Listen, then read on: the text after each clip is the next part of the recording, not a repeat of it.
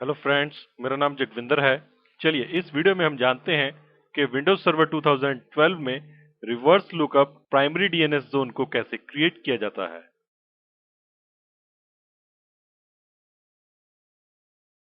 जैसे कि हम अपने कॉन्सेप्ट वीडियोस में जान चुके हैं कि डीएनएस नेम रेजोल्यूशन के लिए यूज होता है, यानी कि नेम टू आईपी एड्रेस और IP address to name translation के लिए। अगर हमें आईपी एड्रेस पता हो और वो आईपी एड्रेस किस होस्ट के साथ रिलेटेड है या असाइंड है, उसे जानने के लिए रिवर्स लुकअप जोन को यूज किया जाता है। और हमारी डीएनएस हिराकी में ये .arpa फर्स्ट लेवल डोमेन से रिप्रेजेंटेड होता है और आईपी वर्जन 4 के लिए in-addr और IPv6 के लिए IP6 सब डोमेन को यूज किया जाता है। रिवर्स लुकअप जोन का हमारे एक्टिव डायरेक्टरी में वैसे तो कुछ खास यूज नहीं है, लेकिन फिर भी कुछ केसेस में रिवर्स लुकअप जोन को यूज किया जाता है, जैसे कि ट्रबल शूटिंग के केस में, या फिर अगर आपके नेटवर्क एनवायरनमेंट में ईमेल सर्वर्स हैं तो उस केस में आपको रिवर्स लुकअप जोन्स की जरूरत पड़ती है। और क्रॉस प्लेटफॉर्म नेम रेजोल्यूशन के लिए भी रिवर्स लुकअप जोन्स की जरूरत पड़ सकती है, जैसे कि आपके एक्टिव डायरेक्टरी एनवायरनमेंट में अगर किसी और प्लेटफॉर्म के क्लाइंट्स हों तो उनकी स्मूथ फंक्शनिंग के लिए भी कभी-कभी रिवर्स लुकअप जोन्स की जरूरत पड़ती है। तो चलिए अपने विंडोज सर्वर 2012 के डीएनएस सर्वर के ऊपर जाकर reverse lookup primary DNS zone को क्रिएट करने का तरीका सीखते हैं।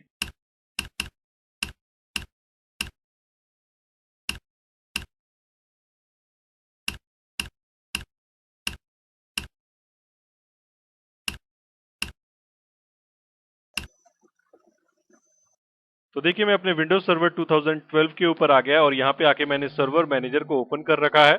यहाँ पे मैं टूल्स को क्लिक करता हूँ और यहाँ से डीएनएस मैनेजर को ओपन करने के लिए डीएनएस को क्लिक करता हूँ। ऐसा करते ही मेरा डीएनएस मैनेजर मेरे सामने आ जाता है और यहाँ से मैं नया रिवर्स लुकअप जोन को क्रिएट करने के लिए इस रिवर्स लुकअप जोन्स को मैं राइट क्लिक करता हूँ और न्यू जोन पे क्लिक करता हूँ। ऐसा करते ही देखिए एक विजार्ड हमारे सामने आ जाता है। मैं नेक्स्ट को क्लिक करता हूँ। इसके नेक्स्ट पेज में हमारे पास जोन टाइप को सिलेक्ट करने की ऑप्शन है, जिनमें से हमारे पास प्राइमरी जोन, सेकेंडरी जोन और स्टब जोन की ऑप्शंस हैं। तो हमारा एम यहाँ पे प्राइमरी जोन को क्रिएट करना है।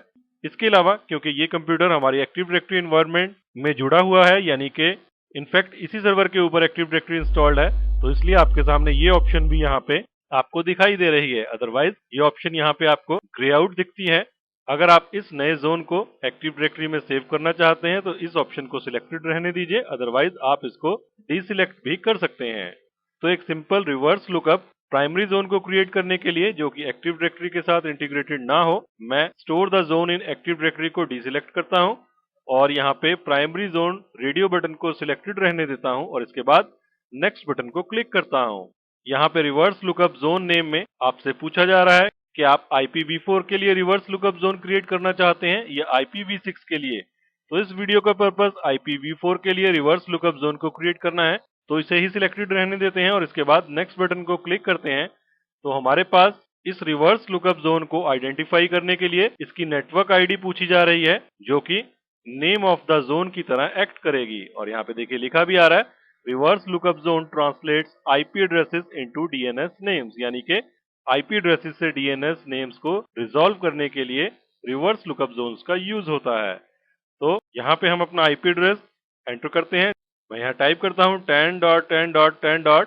और इसके बाद यहाँ पे ग्रे आउट है, इसके आगे आप कोई भी ऑप्शन को ऐड नहीं कर सकते हैं। और यहाँ पे 10.10.10 को टाइप करते ही देखिए यहाँ पे हमारे सामने रिवर्स लुकअप जोन का नाम आ गया है, जो कि इसने ऑटो जनरेट किया है, जिसमें हमारा नेटवर्क आईडी, जिस रेंज में IP एड्रेसेस हमारे नेटवर्क में यूज हो रहे हैं। उसके बाद देखिए मैंने आपको DNS के ट्री में दिखाया था कि IPv4 के लिए in-addr और उसके बाद इसका टॉप लेवल डोमेन .arpa आपको यहाँ पे दिखाई दे रहा है।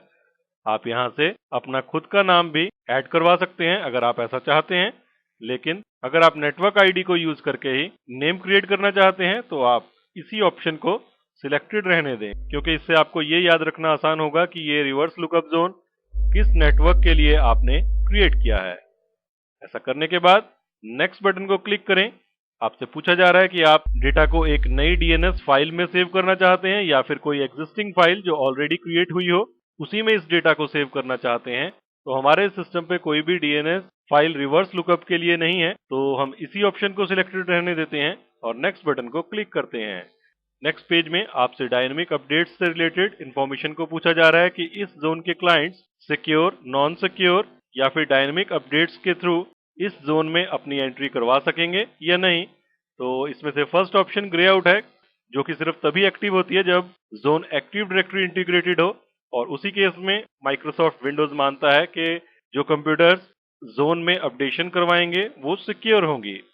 सेकंड केस में अगर आप फिर भी चाहते हैं कि डायनेमिक अपडेट्स एनेबल रहें और चाहे आपके क्लाइंट्स सिक्योरिटी स्टैंडर्ड्स को फॉलो करें या ना करें, तब भी वो इस जोन में अपने डेटा को अपडेट करवा सकें, तो आप इस ऑप्शन को सिलेक्ट कर सकते हैं। या फिर डिफॉल्ट ऑप्शन जो कि बाय डिफॉल्ट सिलेक्टेड थी, do not allow dynamic updates, यानी कि एक एक रिकॉर्ड की एंट्री एडमिनिस्ट्रेटर को इस जोन में खुद से क्रिएट करनी पड़ेगी। ये सबसे सिक्योर है क्योंकि इसमें कुछ भी ऑटोमेटिक नहीं है।